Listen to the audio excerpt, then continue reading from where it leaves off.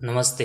तो आज हम इस वीडियो में विजागर पॉलिटेक्स लिमिटेड इस कंपनी का जो पेनी शेयर है उसके बारे में पूरी इंपॉर्टेंट डिटेल्स देखेंगे, जिसमें हम कंपनी का बिजनेस, कंपनी के फाइनेंशियल और उससे रिलेटेड जो इंपॉर्टेंट रेशोज़ है उनके बारे में आज की वीडियो में डिटेल्स देखेंगे। और उसके बाद ही हमें पता चलेगा कि इस कंपनी का जो शेयर है वो इन्वेस्टमेंट के लिए अच्छा है या फिर नहीं, और करंटली और आने वाले समय में कंपनी का शेयर कैसा परफॉर्मेंस कर सकता है। और इसके लिए सबसे पहले हम कंपनी का बिजनेस सबसे पहले देखेंगे।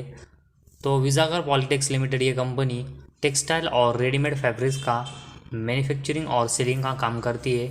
और पिछले अगर हम 1-2 साल से देखेंगे तो टेक्सटाइल सेक्टर में हमें उतनी अच्छी ग्रोथ और तेज़ी देखने को नहीं मिली जितनी कि अगर हम देखेंगे रेलवे, साथ ही में गवर्नमेंट से रिलेटेड जो बिज़नेस और ऐसे बहुत सारे बिजनेस है जिनमें हमें गवर्नमेंट का सपोर्ट और अच्छी तेज़ी देखने को मिली है।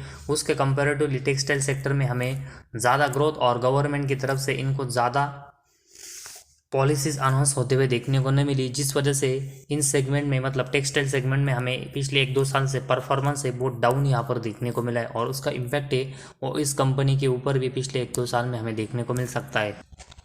इसके बाद कंपनी का अगर मार्केट कैप देखेंगे तो 33 करोड़ की कंपनी है, तो बहुत ही माइक्रो कैप मतलब बहुत ही छोटी कंपनी है, जिस वजह से कंपनी में बहुत ही रिस्क बढ़ जाता है। और उसके बाद कंपनी का अगर हम बुक वैल्यू देखेंगे तो 0.55, कंपनी का ROC देखेंगे तो -2.69% है, कंपनी का ROE -7.86% का हमें देखने को मिला है।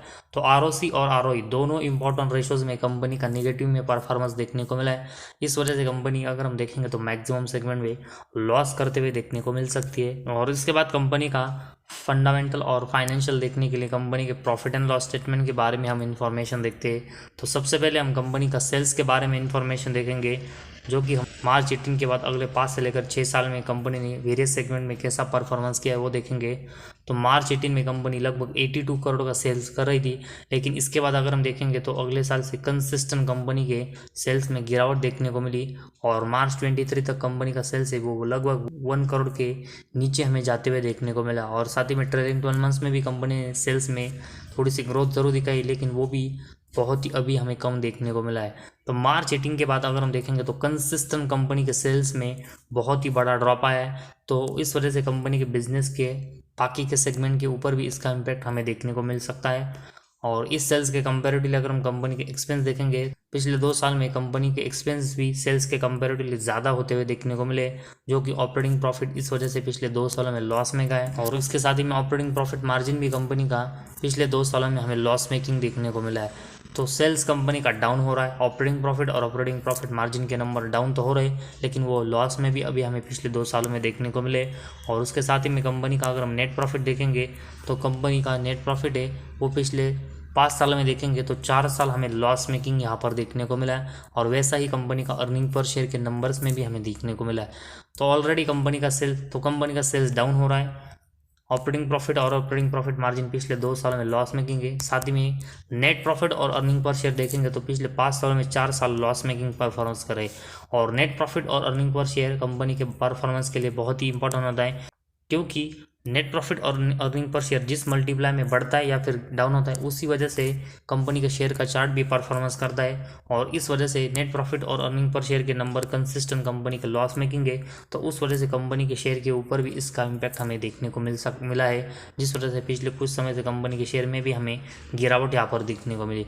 तो ऑलरेडी कंपनी लॉस मेकिंग है। साथ ही में टेक्सटाइल सेगमेंट में अगर हम देखेंगे तो पिछले कुछ समय से ग्रोथ है वो हमें बहुत ही कम देखने को मिली है। और इन रीज़न की वजह से हमें कंपनी के बिजनेस के ऊपर भी इसका इम्पैक्ट देखने को मिला है।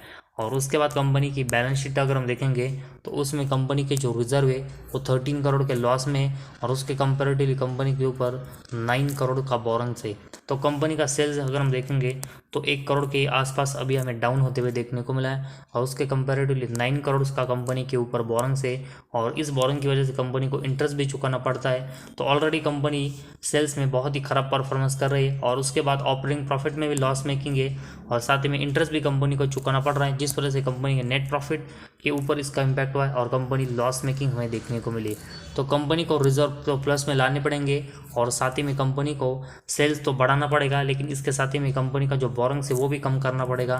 और इन सब में इम्प्रूवमेंट होने के बाद ही कंपनी के बिजनेस में कंपनी नेट प्रॉफिट के साथ ही में बाकी के सेगमेंट में अच्छा परफॉर्मेंस कर पाए। कंपनी की जो बैलेंस शीट है वो भी बहुत ही ख़राब परफॉर्मेंस कर रही है। और उसके बाद कंपनी का अगर हम कैश फ्लो देखेंगे तो मैक्सिमम टाइम इसमें भी कंपनी लॉस मेकिंग परफॉर्मेंस कर रही है।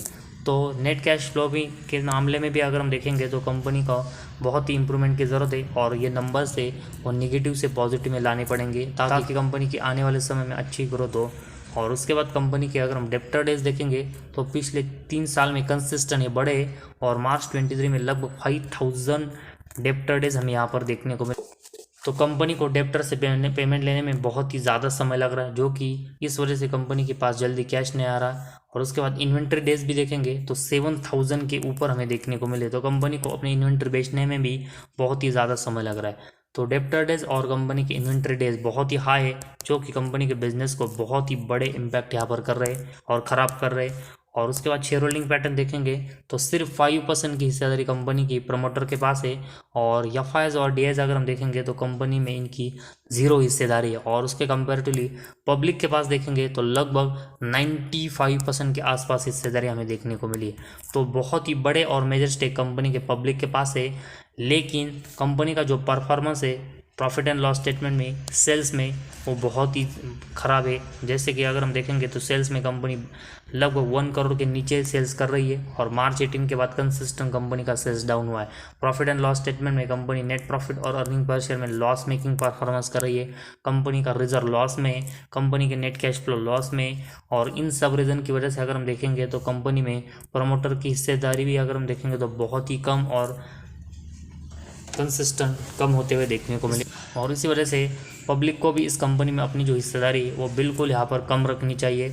तो अभी करंटली पोजीशन में देखेंगे तो लगभग 94% के जो स्टेक है वो पब्लिक के पास है। तो लॉस मेकिंग और पिछले कुछ समय से अगर हम देखेंगे तो टेक्सटाइल सेक्टर में जो ग्रोथ डाउन हुए उस वजह से हमें कंपनी में ज़्यादा इन्वेस्टमेंट करने से बिल्कुल अवॉइड करना चाहिए। और तो टेक्सटाइल सेक्टर में बाकी की अच्छी कंपनियाँ ज़रूर है। तो टेक्सटाइल सेगमेंट में अगर हम देखेंगे तो अभी करंटली पोजीशन में इनका जो बिज़नेस है वो डाउन है, लेकिन कभी ना कभी टेक्सटाइल सेगमेंट में अच्छी हमें ग्रोथ भी देखने को मिलेगी।